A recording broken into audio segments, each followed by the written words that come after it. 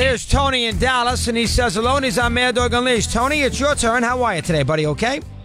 Hey, Christopher, I'm going to tell you another thing that helped Jay Wright in this tournament is that he went through the gauntlet of the Big 12 in his bracket because, you know, you're talking about what kind of defense Michigan might throw at him, and I know Michigan is very good at chasing you off the three line, and that's big in Villanova's game.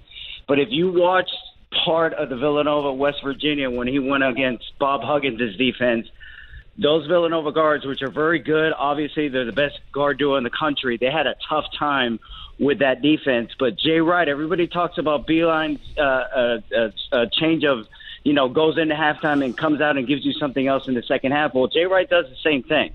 And Jay Wright figured out that defense, West Virginia, they still wanted to beat them in double digits. They struggled some against Texas Tech, still beat them in double digits, and just obliterated Kansas. Those are three that were really good teams, especially defensively, and arguably the best conference in basketball this year. Yeah, fair point. You know, Texas Tech, Kansas, West Virginia, fair point.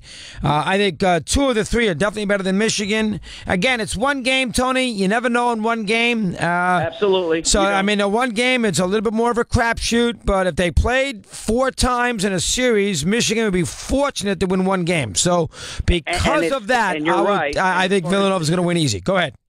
And as far as the shooting goes, you know, you don't know, obviously, if they're going to shoot as good as they did against Kansas. I don't know if you heard that Jay Wright even apologized to Bill Self, saying, you know, I'm sorry, it seems like we couldn't miss tonight. But, you know, the problem is if you look at Michigan also on the same side, they should have lost that game to Houston if it wasn't for Houston's best free throw shooter who missed all of 4 free throws in the last 30-some seconds, and Michigan would have been one and done. You know, they did shoot out lights out against the Aggies, but the Aggies felt like their tournament was made when they beat Carolina. I mean, they played well against Texas A&M, but remember, A&M played on a Sunday night against Carolina, and they played Thursday afternoon in L.A. That's a hard, and the Carolina game was in Charlotte. That is a very tricky spot for A&M. I'm going to give them a little break on that. Again, if they played a series, this would not be competitive. This would be a 1-8 deal in the NBA. But in a one game, you just can't automatically say that Michigan is going to lose, but a lot has to go right. Their path to victory is very, very narrow.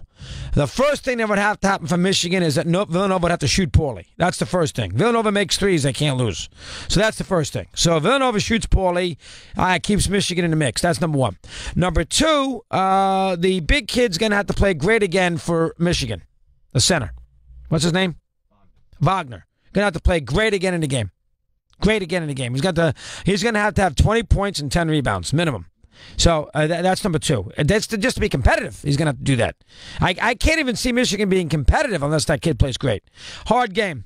It's a hard game for Michigan. And I tell you, what the problem with this game is? It's a 9:20 start, number one, which is tough. And number two, time I give everybody a chance to say something in a postgame, it's about 26 people.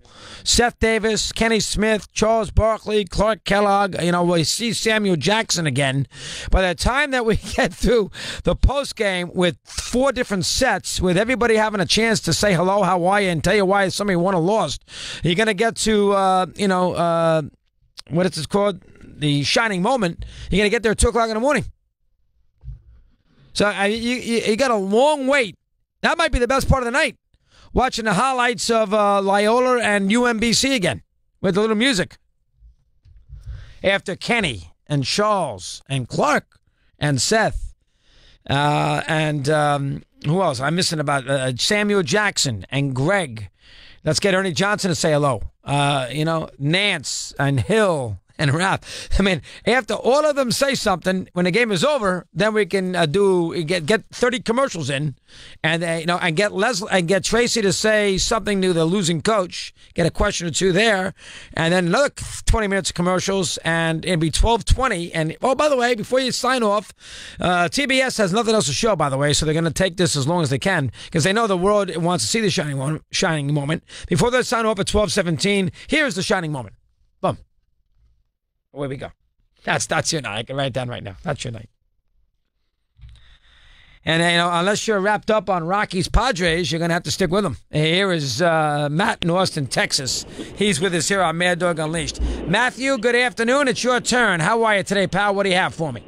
Hey, we're doing fantastic. Just in the car headed down south with my little guy, my 7-year-old. We're going down to shoot for the Wolverines tonight. So, hey, just wanted to make a comment. One thing I feel like maybe gets overlooked a bit is that Michigan's won, I think, something along the lines of 14 games in a row. And so while their brackets may have been an easier path than some, and in most cases, the course to winning the Big Ten championship wasn't an easy one. And so I think there's something to be said about having a hot team and a team that believes in themselves going into this game.